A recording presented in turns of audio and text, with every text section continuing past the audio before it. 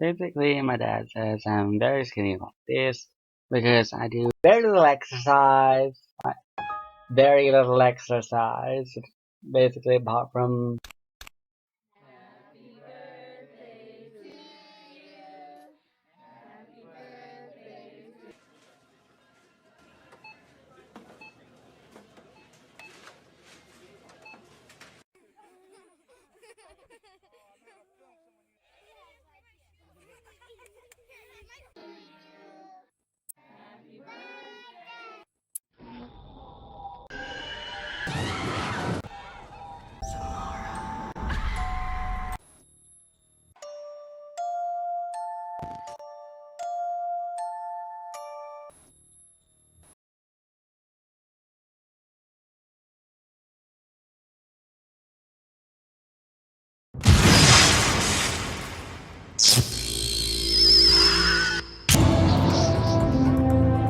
While the ancients preserved vital objects and great leaders behind walls of stone,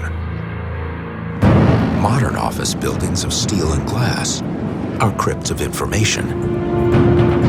In the time of humans, 1/3 of most office buildings was devoted to storing papers, from personnel files to government secrets. This was true from the canyons of Wall Street to London's financial district, where the most notable building was the 591-foot tower nicknamed the Gherkin.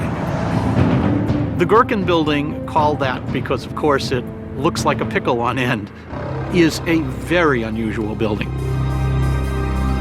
Its 745 double layers of glass panels let in so much natural light, the costs of heating and lighting the building were drastically reduced.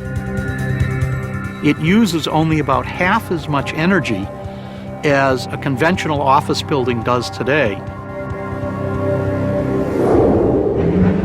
Shortly after it was completed in 2003, one panel came loose and shattered over 300 feet below. And that could be a clue to its eventual demise. Although it's an extremely well-designed building, it still needs to be maintained. In the time of humans, a maintenance crew of 90 kept the Gherkin in good shape. In a life after people, how long before another panel falls, and another?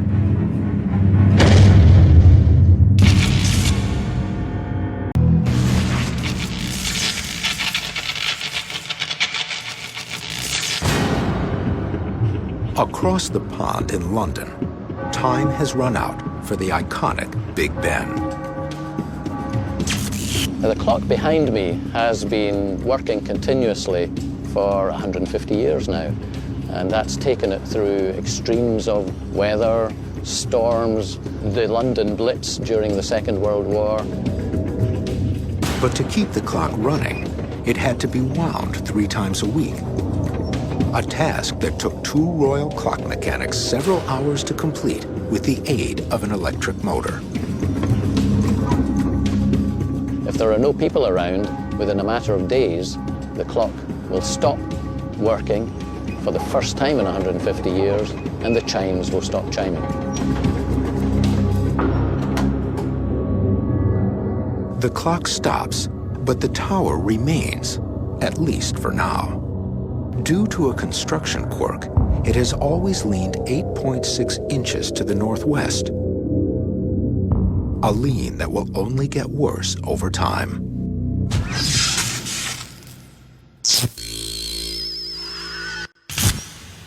Two weeks after people. Over in the cultured surroundings of Buckingham Palace, the Queen's little corgis don't notice that the chimes no longer ring. In the time of humans, Her Majesty kept up to 5 of the dwarfish dogs. She'd had corgis since 1933. Now, the Queen and her courtiers are gone. The corgis are all alone in what is now just an ornate 775-room prison.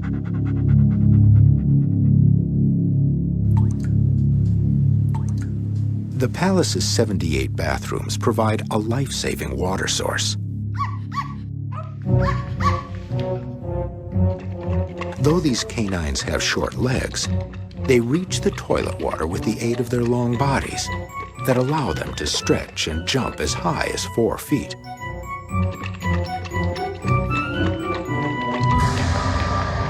Desperate for food, the Corgis find their way to the royal kitchen in Her Majesty's basement, a maze of rooms with food stocks that can last for a few months. After that, the future of the Corgis will become much more uncertain.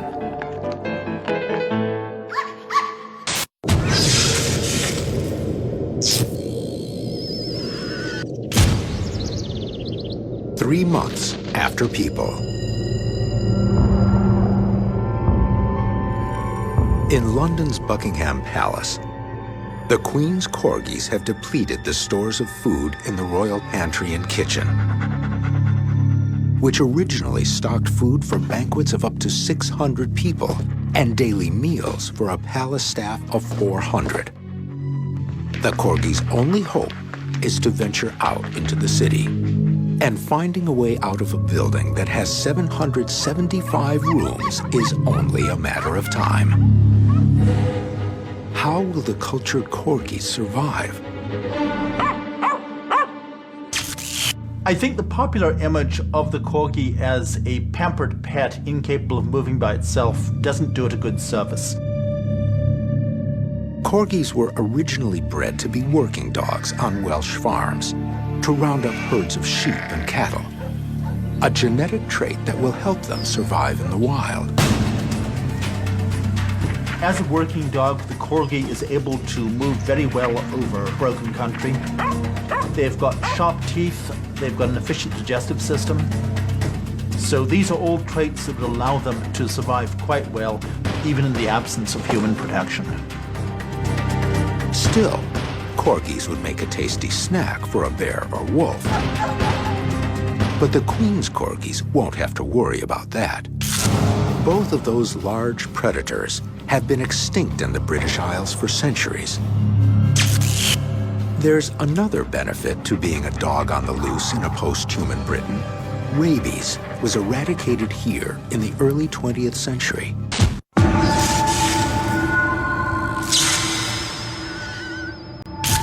It's 50 years into a life after people. The descendants of the royal Corgis still prowl the suburbs of post-human London. But they aren't a breed the Queen would recognize. After several generations of interbreeding with other dogs, any traits indicating their royal lineage are long gone. In only 5 decades, pampered pets have reverted to wild mutts.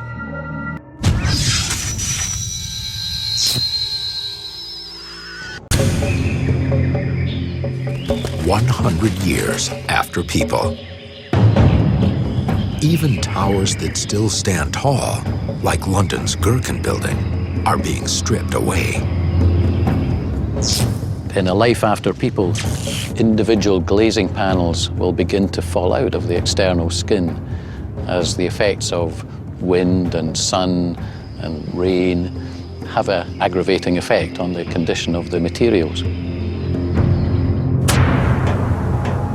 Moisture slowly rusts the thin steel file cabinets and spreads mold on the forgotten files within. In place of file cabinets, some humans used home safes of tempered steel to protect valuables, not just from water, but from fire. Paper burns at 451 degrees Fahrenheit. Many home fires can burn 3 or 4 times that hot. Safes could keep the interiors at 350 degrees for a while. But though man thought his precious papers would be protected from the flames, even the strongest home safes are no match for the fires that burn unchecked for days on end.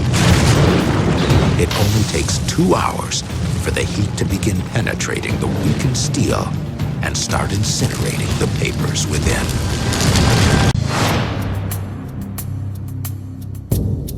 Big Ben is covered with vegetation, its windows blown out, chunks of decorative stonework chipped away. The top of the iconic tower has always leaned 8.6 inches to the northwest. Over decades, with no humans to manage the water level in the Thames, the river continually floods the surrounding banks and rots Big Ben's foundation. After, say, 100 years or so, the tilt within the tower will increase, and gradually the tower will become more and more unstable until finally gravity takes over and the tower itself collapses into the ground.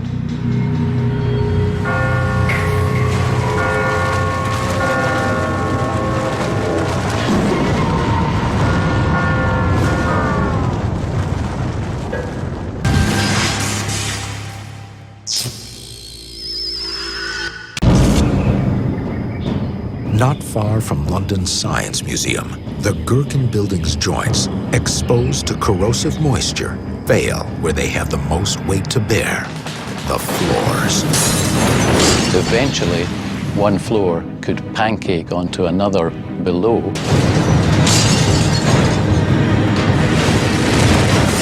But remarkably, the diamond-shaped supports maintain the building's skeleton. The Gherkin is weakened, but unlike most other skyscrapers, it still stands for now.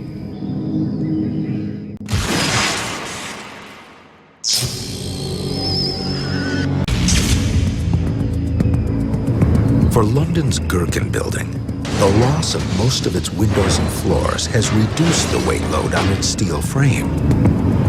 Partial collapse has prevented complete destruction. But 300 years of English weather has seeped into cracks in the structure's sealant. Attacked by corrosion, the structural elements will be progressively weakened until finally, in a very extreme storm, a gust of wind will deliver the final blow. A brace buckles, triggering chain reactions of failure and fracture in the trusses until the entire 30,000-ton framework fully yields to the force of gravity.